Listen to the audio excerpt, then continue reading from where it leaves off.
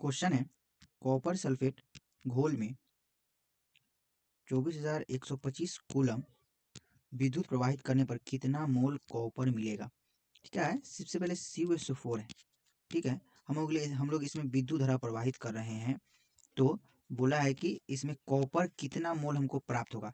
यहाँ पे दे दिया हुआ है इतना कूलम विद्युत प्रवाहित करने पर, तो कितना हमको कॉपर प्राप्त होगा।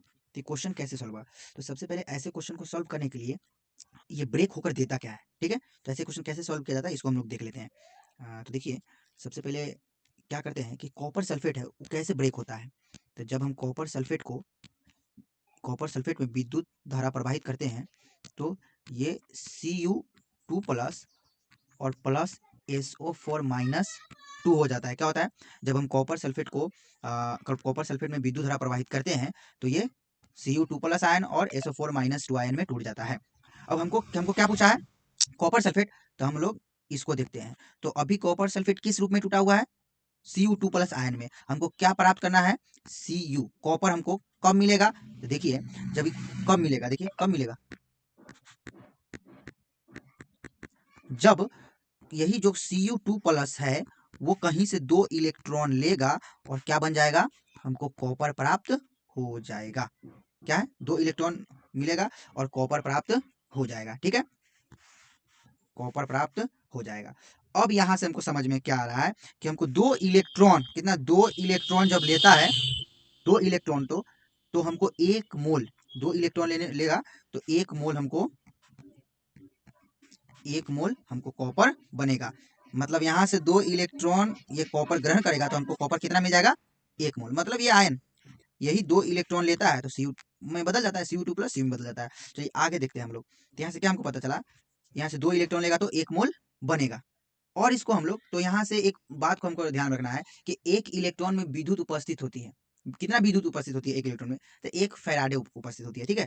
यहाँ पे इलेक्ट्रॉन को हम विद्युत में बदलते हैं तो फैराडे उपस्थित होती है, ठीक है।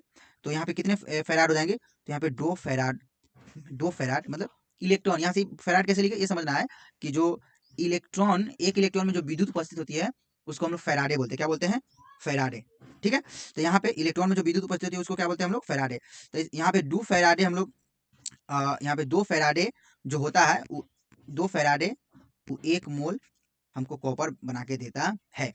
तो यहीं से 1 फैराडे इक्वल टू कितना हो जाती है, पता है, 1 फैराडे इक्वल टू कितना, तो 96,500 कूलम, 96,500 कूलम हो जाता है। तो जो 2 गुने 96,500 है वो कितना कॉपर देगा, 1 मोल देगा। यहाँ से इस बात को याद कर रखिएगा कि 1 फैराडे जो होती है वो 96,500 के बराबर होती है, ठीक है।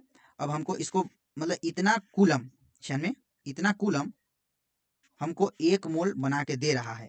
तो यहाँ पे क्वेश्चन में क्या है, ठीक है, इतना कूलम। तो सबसे पहले क्वेश्चन को देखते हैं। तो हमको 1 कूलम जो आवेश होगा वो कितना मोल बनाएगा, तो 1/2 गुने 96,500। क्या क्या कॉन्सेप्ट हुआ कि इतना कूलम हमको 1 मोल दे रहा है, तो 1 कूलम हमको कितना देगा, मैं इसकी मल्टीप्लिकेशन करके वही एक नियम से, ठीक है। तो 1 कूलम हमको 1/2 गुने 96,500 क्या देगा, मोल हमको कॉपर देगा। और यहाँ पे कितना कूलम बोला है विद्युत धारा प्रवाहित करे, 24,125। तो 24,125 कूलम हम प्रवाहित कर रहे हैं, तो कितना मोल होगा, तो इसमें गुना करा देंगे, 2 गुने 96,500 और गुने 24,125, इसको मल्टीप्लिकेशन कीजिए, आंसर आ जाएगा। कितना हो जाएगा, देख लीजिए, इसको गुना भाग करके देखते हैं कि कितना मोल हमको बनेगा। तो क्या है यहाँ पे जो आपका होगा 24,125 भागा,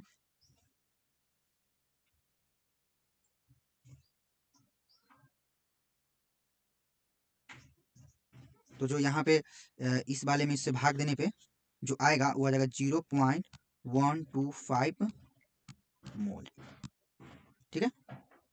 24,125 में हम लोग इतना से भाग देते हैं, इसको गुना करा कर दीजिए, तब जैसे दीजिए तो जो आएगा वो 0.125 मोल। तो हमको यहाँ से क्या हम लोग समझे कि जब हम कॉपर सल्फेट के घोल में इतना कूलम विद्युत प्रवाहित करने पर जो कितना मोल कॉपर मिलता है, तो इतना जब आप लोग विद्युत प्रवाहित करते हैं तो वही 0.125 मोल हमको प्राप्त होता है, क्या, कॉपर, ठीक है। तो चलिए इस वीडियो में हम लोग इतना ही तक रहने देते हैं। वीडियो देखने के लिए धन्यवाद।